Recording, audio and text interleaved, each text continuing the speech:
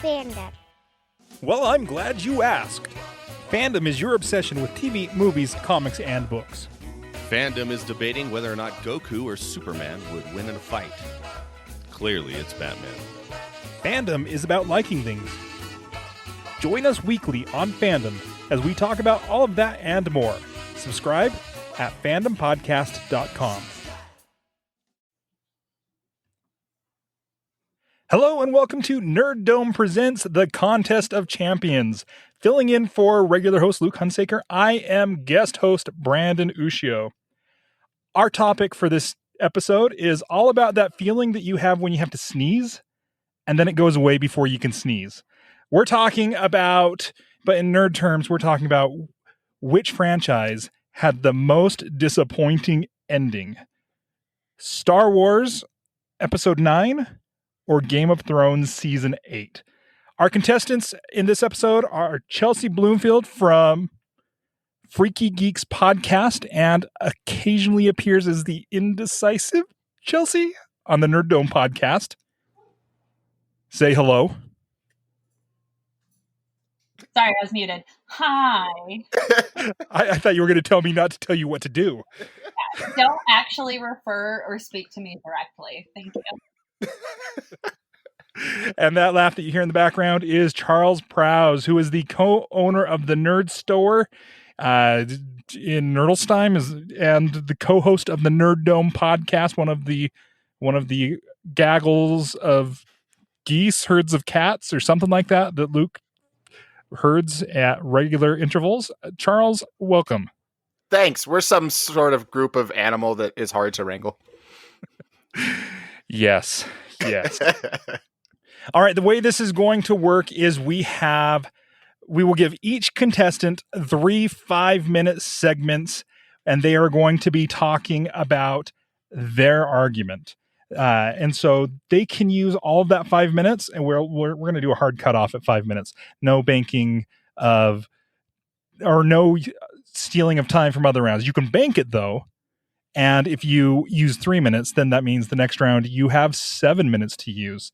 And then that way we'll alternate between the two arguments. Chelsy, which are you arguing is the more disappointing ending? I am going with Game of Thrones had the more disappointing ending. Clearly, you're wrong. Well, clearly it's a good thing that I'm not a host for Charles. Because I like things, dang it. All right. Well, so that leaves Star Wars for you, Charles, right? That's correct. Yes. Okay. So after these 3 5-minute segments each, we're going to hear from the judges, and they will have been judging you the entire time, just like everybody else in the world does. Every day in my life. Just like your mother does. So we're going to hear from the judges. They may have some follow-up questions, or they may just critique you like your mother. The judges for this episode are Joe Bryan from Tales from the Comic Shop. Hello. La, la, la. Hello. Andy Wilson from Kiss Your Franchise Goodbye. Hi, I'm Andy, and I like to party. And the Uncanny Ryab from the Nerd Dome podcast. Sup. Sup? Yeah. I'm the Uncanny Ryab, uncannily every uncanny day. All right. Let's go through. I let you guys all say hello, but Joe, tell us a little bit about Tales from the Comic Shop. Tales from the Comic Shop is a podcast that started because my co-hosts work in the industry and they were tired of seeing all the bad information out there.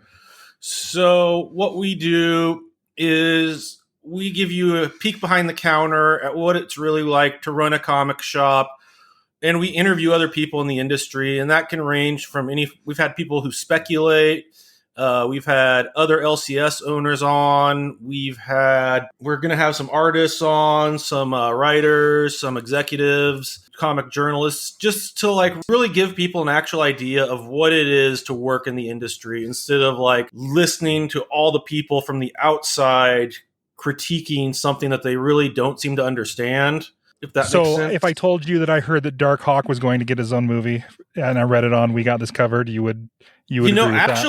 Actually, we had the admins from the comic book collecting group with over 160,000 members on Facebook, where that rumor started as a joke when the Guardians of the Galaxy's Marvel's Legend toy line came out last week. They were the guests on the show, so they could probably dispute that information very easily and give you the whole background on how that happened. And you can hear that on our show. All right, so you have having a background in comics, you very much understand what it's like to be let down by endings in comics. So Absolutely. And Andy, your show Kiss Your Franchise Goodbye. I mean, that title just seems apt for this episode. Tell us a little bit about your show. Yeah, we love movies and we love movie franchises because that seems to be the only way that anything gets made in Hollywood these days. So we take a long view of a movie franchise and we sort of go film by film. And right now we are going through the entire James Bond series in preparation for the hopefully eventual release of No Time to Die. Maybe in the fall, maybe after, I don't know. But we're also peppering in non-James Bond movies because we have to take a break sometimes from the inanity. But we're talking about other movies that were very obviously like a response to James Bond or a parody of James Bond. We just finished The Living Daylights with Timothy Dalton. So we're about to get into the Pierce Brosnan section in the 90s. So we're going to talk about... You have to do a Twitch live stream of GoldenEye on the N64 when that happens. Oh, we talked about that. We definitely want to do that. Yeah. And but we're going to, not only talk about GoldenEye, but we're probably going to talk about Austin Powers. We're probably going to talk about The Rock, a bunch of other movies that, kind of fit in and around James Bond. And then when we're done with Bond, I don't know, maybe we'll do Star Wars or something. I don't know. We'll see. All right. We'll see how tonight goes. Ryab, we've made mention about the kinds of animals that you are on your show, but tell us what your show is. We talk about just general nerd topics, movies, comic books, games, video games, all sorts of stuff. And we have a pretty diverse cast of characters on our show. So likelihood is we love and hate all things. One of us is on the show is going to love something and the other one's going to hate it. Odds are you're going to agree and disagree with any given one of us at any time, but that's kind of what makes it fun. All right. Well, so now that the contestants know exactly how to pander to the judges, we are going to start out, and just because I feel like Charles is wrong, it's really good for you that I'm not a judge, Charles. Just because I feel that you're wrong, I'm going to let you go first. Okay. Charles, your 5 minutes begins now. Okay. So I'm tasked with doing something that I never thought I'd have to do in my entire life, which is I have to shit on Star Wars. This is in order to really emphasize and let you guys understand how big of a disappointment Rise of Skywalker was. I think that first I need to build up Star Wars as a franchise and what it means to me. And how deeply ingrained I have been for so many years into this franchise, and the reason I have decided to take the stance of talking about how terrible it is, even though I love it so much. My first tattoo was the Lars Homestead on Tatooine. I've got a full arm that I'm dedicating a sleeve to tattoos of Star Wars. Anytime anyone that knows me knows that my first love in everything is Star Wars. It's above any comic books. It's above business in general. It's Star Wars. Star Wars is one of those things for me that has simply always been there. It's never... I don't remember my first introduction to Star Wars. It's just been a part of my life for as long as I can remember. And the thing that gets me, the thing that I love the most, and the reason I love every incarnation of Star Wars, and I loved even, Last Jedi is my favorite episode. I still loved Force Awakens. I've been a fan of the prequels. And the reason I love all of these things is because Star Wars is an intricately weaved web of storytelling. Every creator who comes along takes a piece, they pull down this piece of this web, they add their very intricately weaved piece that ties into it, ties other pieces, other loose ends together, and puts it back up for a beautiful picture for everyone to pay attention to. And that has been true regardless of the different qualities. I mean, episode 1, episode 2 were badly made movies, but from a Star Wars perspective, they still forwarded the storytelling. And when you're looking at the story and you're looking at everything that's been done from the comics to the novels to the movies has all been to build up to that same thing. And then Rise of Skywalker and J.J. Abrams comes along. And what you get is, instead of somebody delicately touching this weaved web, that all he has to do is tie a couple loose ends together and you have this beautifully done piece of art. Instead, he seemed more like he just decided to throw a rock at it and make someone else figure out how to tie the pieces together later. And the things that I want to focus on for today, there's two main arguments I want to look at. I want to look at what he did with that, throwing that rock into that web, and how what he's done in Rise of Skywalker actually harms previous iterations and previous forms of storytelling that were built up in Star Wars. And then I want to look at Rise of Skywalker as a solo movie and how it is simply a bad piece of filmmaking and a bad piece of storytelling. It's pretty, but that's all it's got going for it. So right now, I think the biggest thing I want to get across is that I have a severe love for this franchise. There is nothing in my life that is more important than Star Wars. And I'm going to bake my time now. All right, Chelsy, with that, then you get to argue about Game of Thrones Season 8, and we will let your time start now. Okay, so I have 3 main arguments about why Game of Thrones let its fans down so much worse than what Star Wars ever did. So the first point is that Star Wars still earned its potential, but Game of Thrones did not. So Game of Thrones actually had a Naomi Watts-led prequel series that got canceled due to the negative perception of Season 8, which ultimately ended the future of the franchise on television. Now, once we had Rise of Skywalker, Star Wars still had that franchise that was absolutely blossoming. We got things like The Mandalorian and The Bad Batch to look forward to. They were able to continue to do world building, and the Game of Thrones Season 8 was actually so terrible that it got shut down. If Star Wars would have ended with the whole midichlorian debacle that so many people were mad at, we never would have had smash hits like Rogue One. So Rise of Skywalker wasn't bad enough to kill the franchise the way Game of Thrones did. And then my next point is that there is nowhere to go for Game of Thrones. So George R.R. Martin has not finished the book series, and it's kind of been a long-standing point that he may never finish it. Fans have been waiting for these books for years. But then when you get to Star Wars, you have so many different types of creativity that floods into the series that you get different types of stories. You get different books. You get the comic books. You get like things like on Disney Plus, The Mandalorian, you get movies. Game of Thrones doesn't have that. There's no reprieve where fans can go to get it to be any better. There's only that last season, and then it's done. There is nowhere for us to go. And then finally, Star Wars leaves room for the characters to be great, while Game of Thrones did not. So a lot of people were really upset that Rey was a Palpatine. But regardless of how you feel about what her experience was and whether or not her having a name really detracts from the overall story or the overall message of Star Wars that anyone can be great, she got to have actual character development that had nothing to do with rape. It had nothing to do with female suffering. It had nothing to do with torture. It was something that she was able to come into fruition on her own. Look at people like Sansa and people like Daenerys. Their entire character arc depended on what men did to them. And Star Wars actually is able to transcend something where we don't have to see this kind of suffering. We don't have to see people of color absolutely reduced and killed with slave collars around their neck the way that we did in Game of Thrones.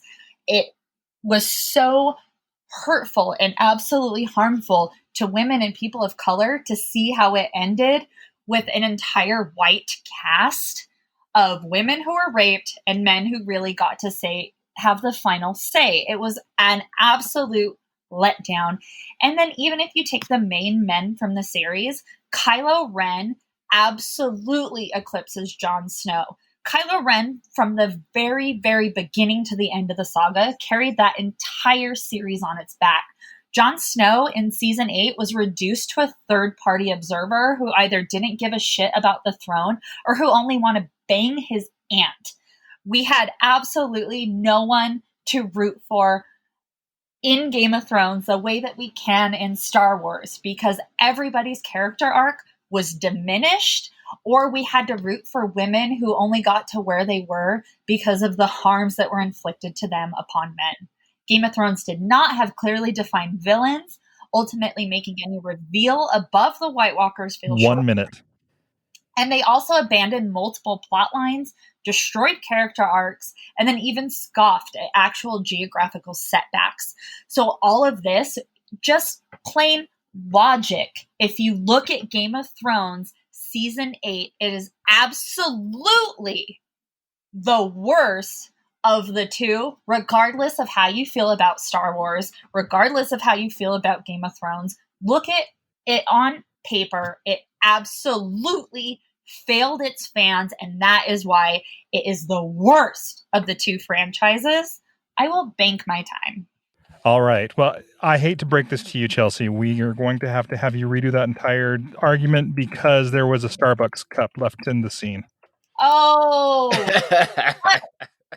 I will say that Starbucks is delicious and they give beautiful benefits to their employees. They will actually fucking help pay for your college. So you can come for Starbucks, my friend. But okay.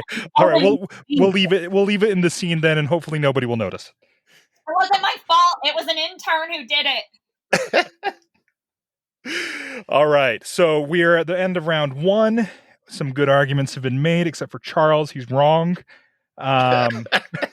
Way to sway this whole thing against me. The whole time it's just I am actually arguing against 2 people here, not one. This doesn't. Let's be honest. My only argument is that you're wrong, and the judges know better than to listen to me anyway. I hope so. All right. Prove me wrong, Charles. Your time starts now. Okay. First, I want to rebut against something that you said as far as Game of Thrones goes, because you know what? You're absolutely correct. Game of Thrones is the worst franchise, which is part of the reason that season 8 wasn't as big of a letdown. A lot of the arguments you just made about season 8 being bad were actually arguments specifically regarding the characters that developed only solely on being raped and molested. That's an argument to be had against the entirety of the series that is actually something that was predicated upon by season 1. So if we're only looking at the endings, that is something to be said about the entire series, which you're right, it is a worse franchise. Now, moving on, we'll take into account Kylo Ren and exactly why episode 9 ruined Kylo Ren's character. Because you were right in that he was one of the most intriguing characters we had in all of Star Wars. He was a fantastic villain. And at the end of episode 8, he has risen up. He has decided he is sick of being somebody's lapdog. He will not let someone tell him what to do. He is now the supreme leader. He is the one who is in charge of the First Order, and he will rule the galaxy. Not Snoke, not anyone else. He doesn't let Hux step up. He says, no, I'm sick of this. I am sick of all of this stuff. It's my time. We open episode 9, and it's cocaine-fueled pacing. We open straight with somehow Palpatine has returned, which we'll get back to that wonderful piece of storytelling later. But we open with him deciding he is done. His character arc has decided he is sick of the abuse. He is sick of being groomed. He is done with all of this, and he is going to take his own life into his own hands and do what he wants to do with it. And first thing he says is, I'm going to go kill Palpatine. And so he goes and he decides he's going to take out the big bad. And he gets there, and the first thing that happens is the big bad goes, are you sure you want to kill me? I have ships. And he goes, well, I guess you're right. I guess I'm a lapdog again. Bullshit. that ruined him as a character. His character immediately went from, I am sick of this, to I will go ahead and take on another master with no problems. And this is a trend that happens within all of episode 9. Every single character that was developed within the first 2 before, and frankly, many other areas that came before, were hurt in episode 9. Now, let's look at Palpatine. Everyone was super excited that Palpatine was back. Well, one of the problems that Palpatine has, and the reason that it didn't work, is that Palpatine's master plan was the First Order. The First Order was his master plan. It was his backup plan. If he were to ever die, he sent everyone off to go to the First Order. Now, he gets there. He decides, apparently, his actual master plan is this Final Order, which is a stupid fucking name. And his actual master plan is somehow kidnapping thousands of people from across the galaxy to create a fleet, which makes no sense, and how he had it on Exegol doesn't work either. Now, the ultimate planner, Palpatine, the guy who executed Order 66 without anyone knowing, the guy who created the clones without anyone knowing, the guy who masterminded everything. He is the ultimate planner. He apparently even masterminded Snoke to take over Kylo so that he could have Kylo become the new Vader. Decides to take a test run of his new destroyer to show off to everyone, to the galaxy, that, see, not only is he still alive, but he now has planet-killing technology on a Star Destroyer. I don't remember Execute Order 65.5. It was just straight up death to all Jedi. He didn't kill 1 or 2 to make sure it was going to work. He just killed them all. So this halfway done thing that he does to destroy, I don't even remember the damn planet's name, but the one with the Lady Rocketeer on it, doesn't work. It also, Kylo Ren's whole thing hurts Vader as a character who wasn't even in the film, but because of how bad the storytelling was in this film, it affects Vader's character. I'm going to go ahead and get into that when I talk about the terribleness of the overall quality of the film. I'll bank the rest of it. All right, Chelsy. So we are up to your second round, and just because my argument against Charles is that he's wrong, I'm going to say my argument for you is that you're right. I mean, I haven't heard the argument yet. I actually have not even seen Game of Thrones ever. So, how much but time I like the argument that Charles is wrong. It could apply to any franchise. how much time do I have for this round? So you have 5 minutes and 18 seconds if you want to use all of it. Okay. So, and go. Okay, so if we're going to go into this traditional debate pattern, I'm just going to run down the exact list of what Charles said. So, first, he says that Rise of Skywalker ruined Kylo Ren's character, but I would also like to make the argument that Kylo Ren's entire character arc was that he wanted to be like Vader. In the entire preceding storyline of the new saga, Kylo Ren left his parents because he wanted to be like his grandfather. However, what more symbolism is there for Vader than to give your life to end the bullshit Sith?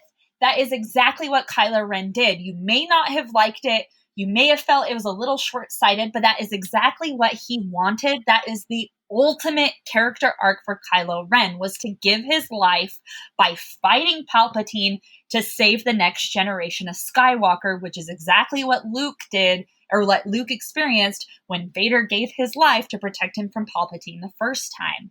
Now, at the end of season 8, he tries to say that he is a lapdog, that he was the supreme leader and he was in charge of the First Order, but then season 9 had cocaine pacing. We had an entire decade of Game of Thrones where we were led to believe that Jon Snow was a Targaryen who earned the throne, that he was the prince who was promised, that Bran was supposed to be the three-eyed raven. You're talking about 3 movies when Game of Thrones fans had an entire 10 years where they were absolutely let down, and you think that Star Wars is worse? Let's not even talk about the fact that Charles did not touch on any of my points where Star Wars earned its potential to continue on and Game of Thrones did not. Game of Thrones had its prequels canceled because of how terrible season 8 was, while Star Wars continues to thrive, which Charles failed to address. He also failed to address that there is nowhere to go for Game of Thrones without George R.R. Martin, and Star Wars has enough creative input that even if the creative powers that be die, Star Wars can still continue on because we have enough creative powers who want it to succeed. Game of Thrones relies on one man. And finally, Star Wars leaves room for characters to be great, while Game of Thrones did not. Another point that Charles failed to address. His only real argument right now is just nitpicking certain characters, which is absolutely unfortunate.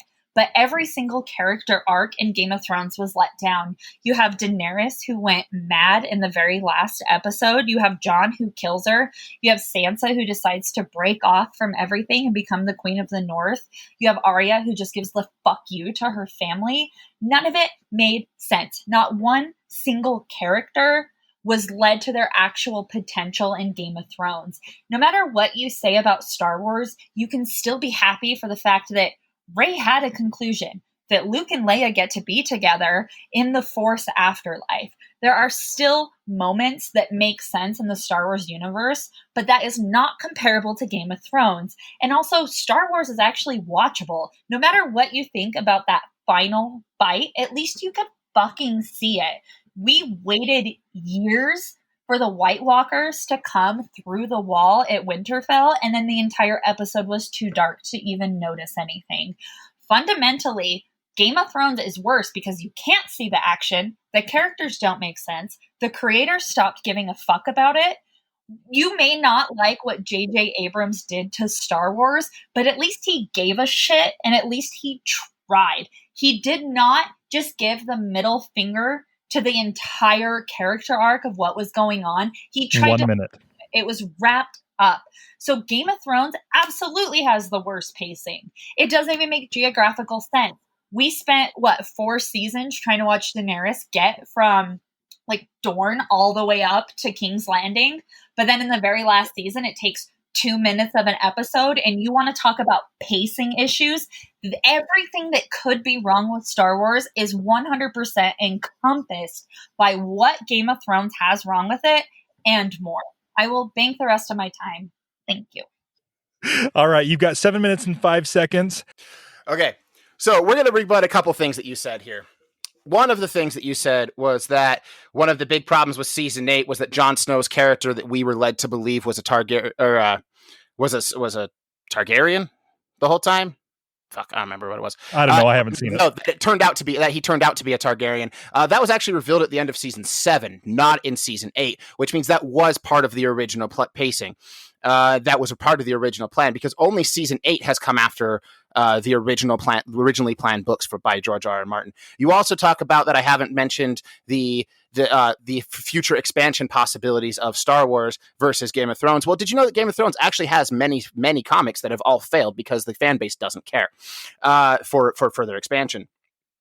Did you also and you also mentioned that that Game of Thrones doesn't have a future and had their prequel canceled because of how bad season 8 was, but you don't mention that Star Wars also had many shows canceled. There was actually supposed to be a Star Wars movie a year, and now we won't get another one until 2023, and only every other year after that. So to say that these movies weren't bad from that perspective, that we didn't see some sort of a diminishing return on these, is false. And it seems to me that George R. R. Martin's best result is to do what George Lucas did and sell to another company to allow someone else to take over the franchise. The fans of the franchise would probably be happier. Now, if you're concerned over 10 years, that this was built up over 10 years of storytelling. How do you feel about being let down after 42 years of storytelling? Your 10 years is nothing. Star Wars fans were building to this end for 40 years. And for 40 years, we have built these different characters that within one movie diminishes and destroys all of the different character arcs that we have seen. We're going to get into really quick the overall terribleness that was the film itself. There were 9 times that you were supposed to feel for a character's death that turned out to not die. 9 separate times. Kylo Ren dies 3 times in that movie. How am I supposed to get emotional when Princess Leia dies when literally everyone else is coming back? The only death that got me in that movie was Snap Wexley, because he died in a way that you couldn't come back. It was a destruction of an X-Wing. the fact that I talked about Palpatine's randomly deciding he doesn't enact full plans at once, which is not his character. Kylo Ren suddenly can not just force heal, but can bring somebody back to life, which is the entire reason that Vader went to the dark side.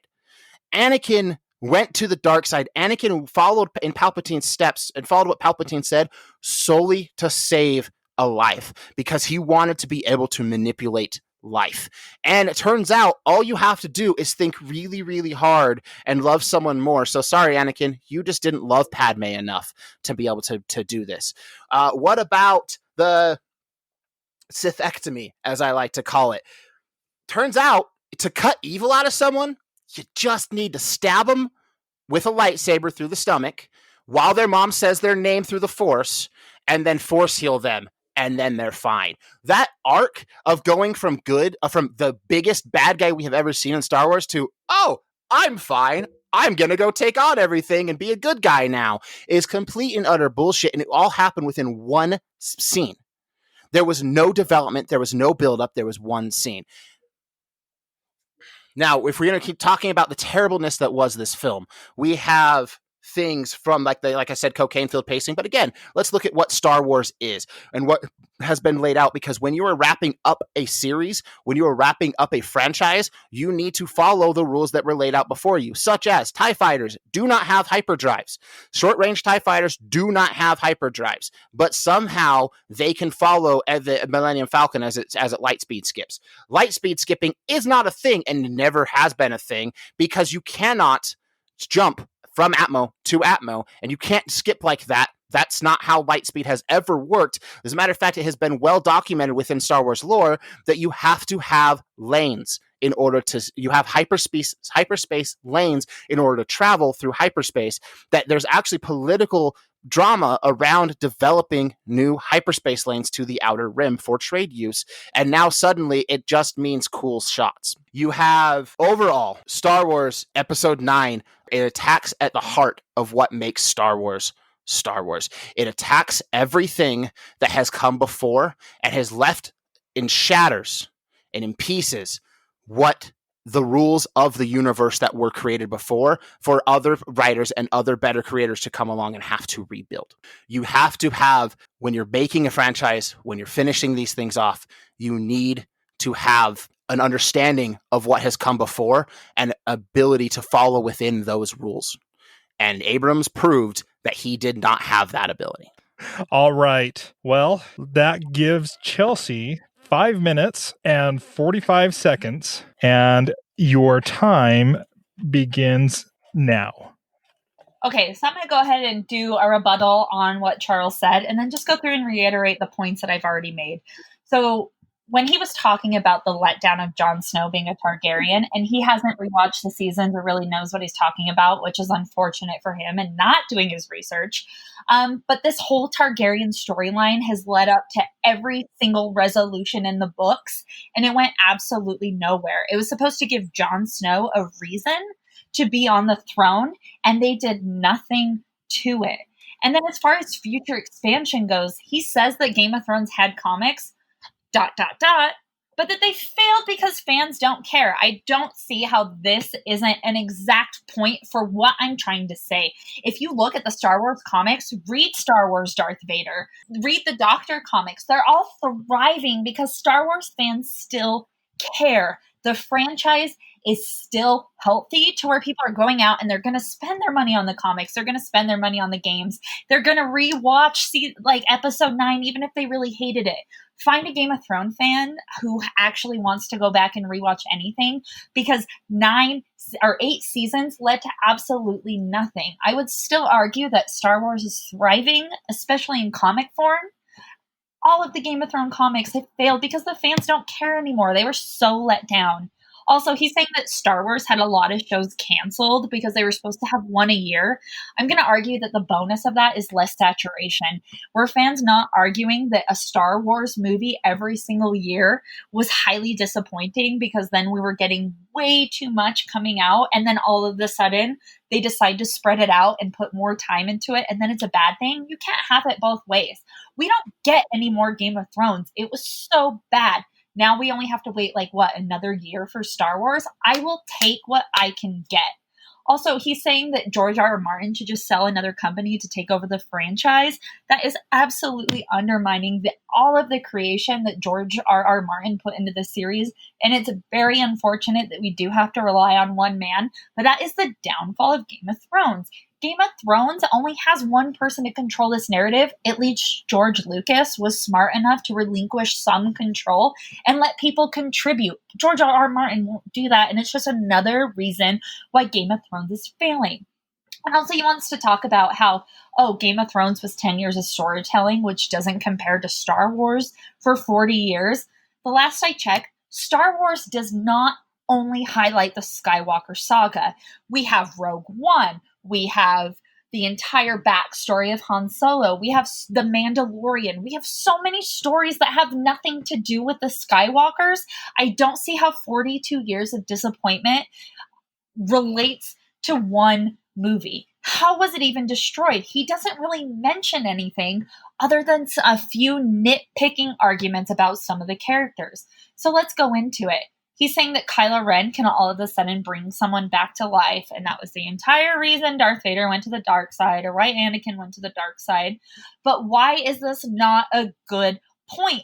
Kylo Ren wanted to be Darth Vader, and in the end, he was Darth Vader and so much more. He learned how to heal people. He allowed himself to get better, and he makes the argument that everything with Kylo Ren happened in one scene. Did we not see Darth Vader defending his son Luke at the fucking flip of a coin and help him defeat the Emperor the first time around? That also happened in one scene. The nitpicking that he is making against the franchise is also like the stuff that he's praising in the earlier movies. It doesn't make sense. You can't have it both ways. And let's look at what Star Wars is. He says you need to follow the rules. TIE fighters don't have hyperdrives. That you have to have lanes to light speed skip. But this doesn't necessarily mean that it's still not going to appeal to layman fans. If you are a casual Star Wars viewer, season 9 or the episode 9 is still infinitely better than Game of Thrones season 8 because it doesn't make sense all of a sudden to have episodes that you can't even see. It doesn't make sense for Jon Snow to stab Daenerys. It doesn't make sense for Daenerys to burn down an entire city. All of these things, like Jaime going back to Cersei and leaving Brienne of Tarth, these were all things that just don't make sense to anybody. 1 minute. It doesn't matter if you're a layman fan or not. And he was saying that overall, Star Wars Episode 9 attacks the heart of what makes Star Wars Star Wars. But how? The only thing he really mentioned was light speed skipping? Who is hurt other than a few characters? Game of Thrones destroyed a world. It left its characters behind. Star Wars earned its potential. Game of Thrones did not. There's nowhere for Game of Thrones to go anymore because the things that it had planned got canceled because it did so bad. And Star Wars leaves room for characters to be great, whereas Game of Thrones does not. It puts everybody back to where they started or back to what they initially wanted. None of the women could get to where they were in Game of Thrones without getting raped, kidnapped, abused. But then we get to see a character like Rey who can rise up from nothing and be literally targeted to be one of the worst people in the universe, but she eschews. That is time. Thank you. I All yield right. time. None left. I've decided after listening to this that I have to just have Chelsy follow me around, and when I want somebody torn apart, just to be like, Chelsy, talk to him about Game of Thrones.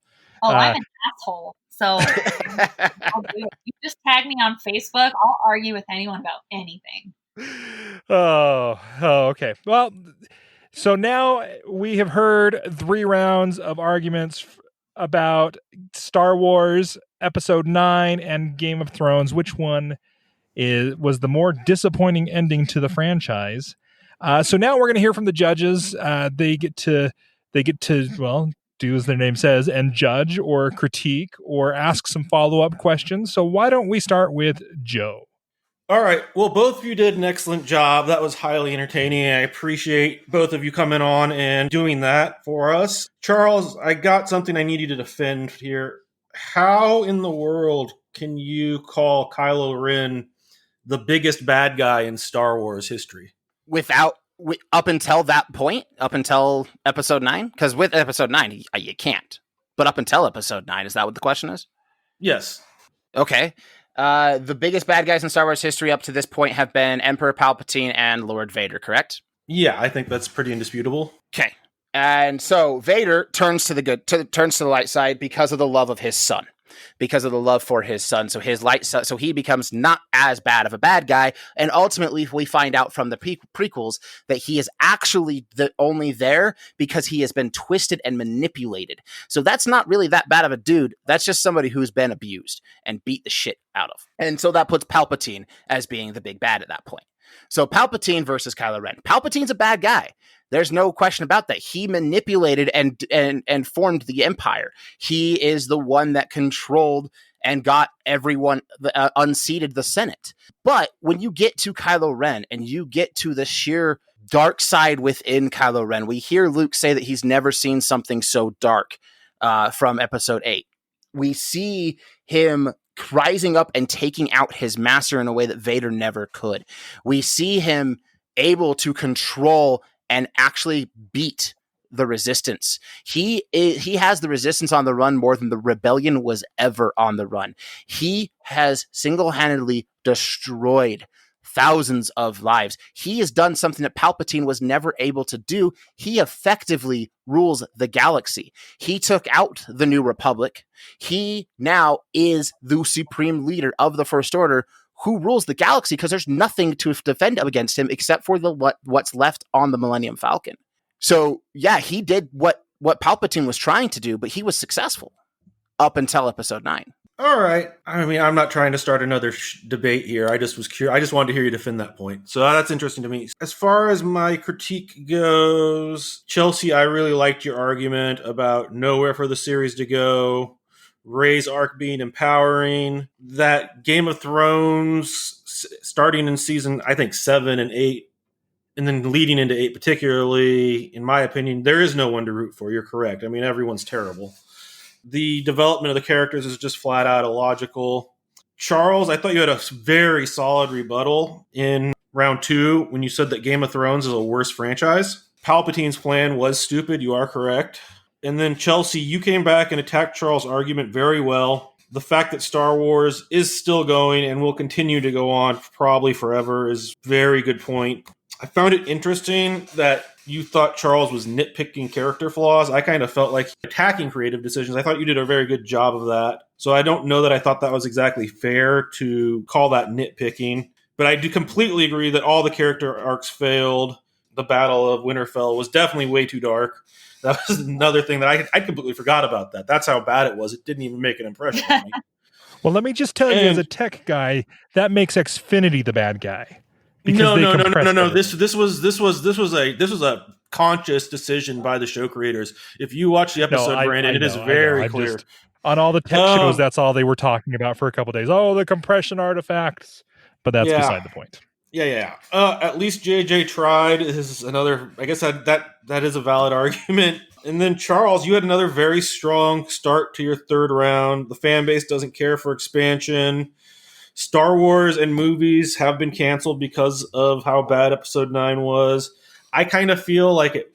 I don't think that's exactly fair. I think there was franchise fatigue from Episode 8 that led to Solo underperforming. And I mean, Solo, I don't hate Solo, but it's not a great movie. I think there's a lot more going on to why stuff is being canceled and slowed down than just Episode 9. But I understand your point. The hyperspace lanes and stuff that, attacking the heart of Star Wars, I thought that was, in the Sithectomy, Force healing again. I agree with those arguments, but Chelsy, I think I'm going to give you the win on this one because you're right. Game of Thrones fans don't care anymore because it is so bad. And I started this argument on Charles' side. I have to say that just as a fan, I felt Episode 9 was more disappointing, but Chelsy, you convinced me. So you get the win from me. Okay, thank you for your critiques and thanks for listening. I love how we have Chelsy who's just like tearing everything apart. And now she's like, oh, well, thank you very much for your critique. I appreciate it.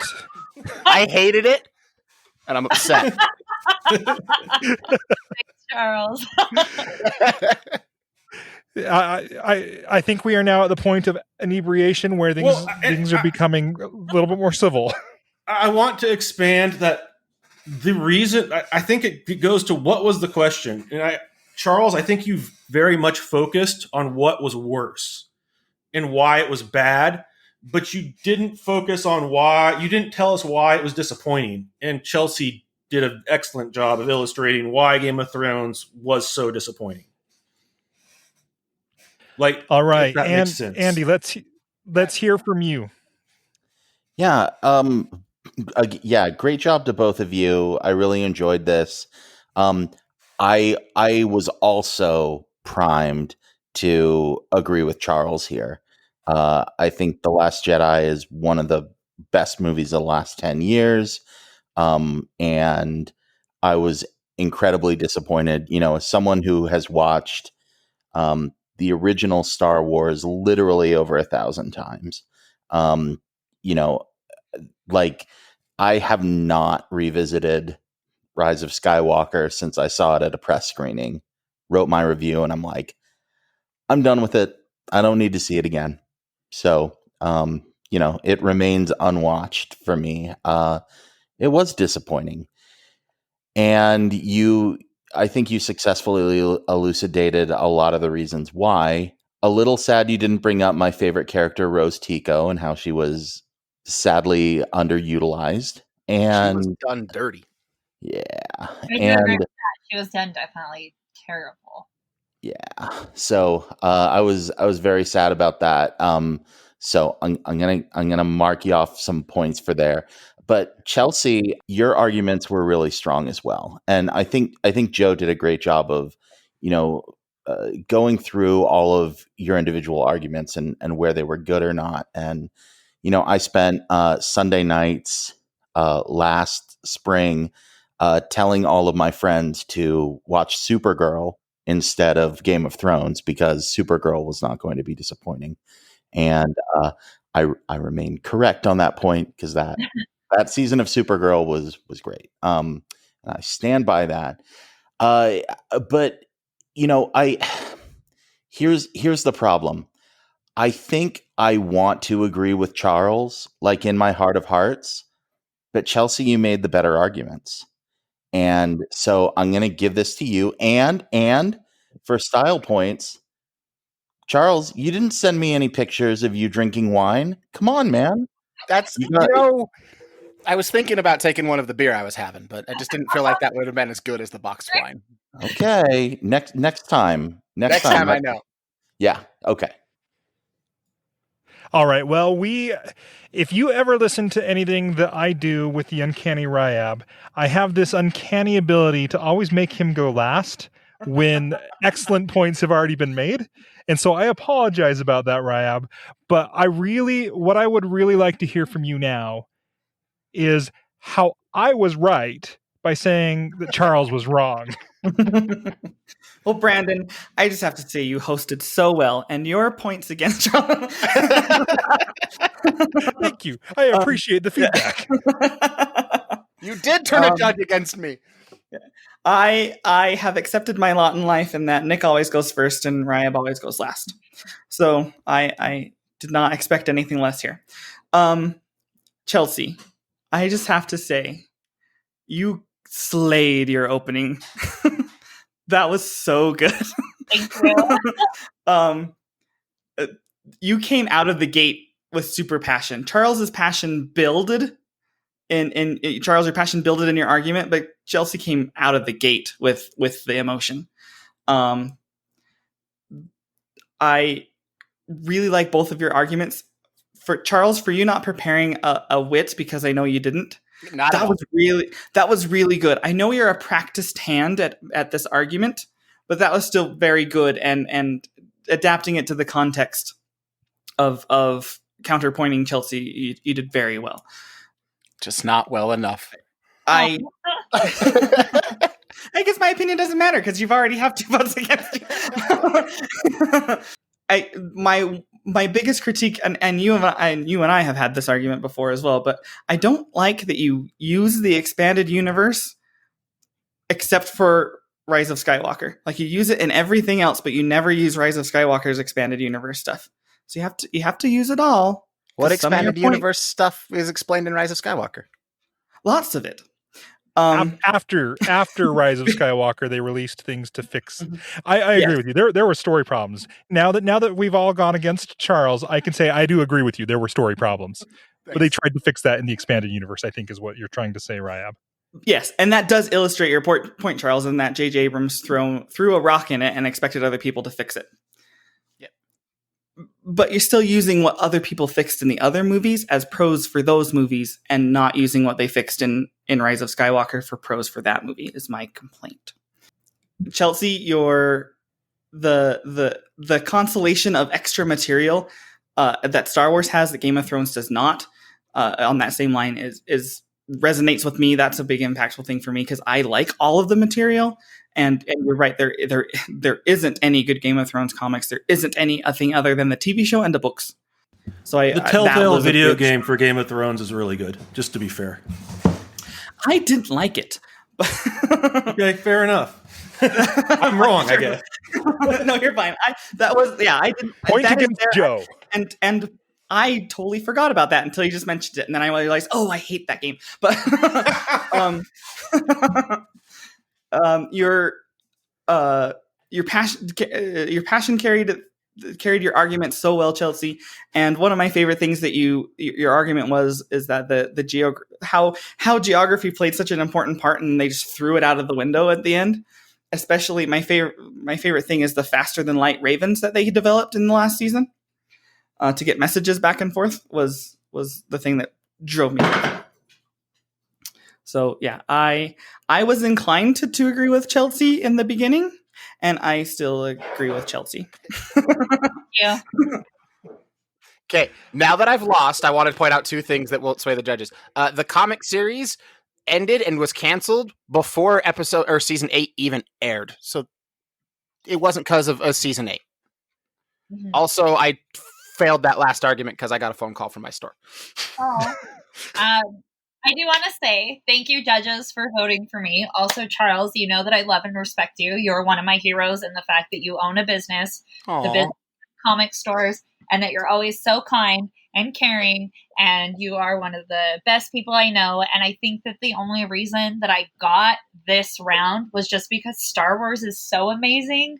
And even the worst of Star Wars is still really hard to argue against Game of Thrones, because I agree with you. I think that Star Wars has 42 years of amazing content, and it's hard to put that aside. So I think that you kind of started with a little bit of a handicap in this round, and a lot of your arguments really got gooped.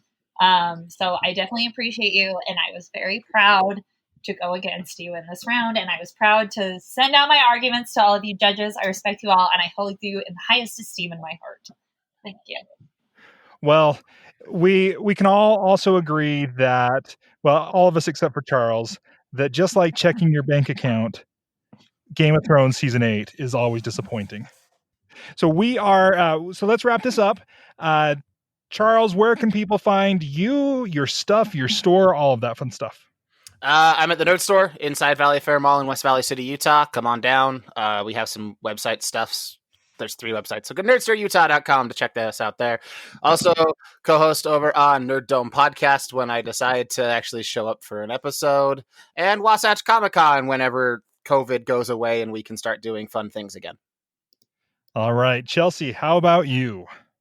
So I'm one of the co-hosts at Freaky Geeks Podcast. My co-host is Noelle. She's as beautiful as she is talented. I'm also on the Nerd Dome Podcast sometimes. Now that we're actually able to record from home, I'll be on it more.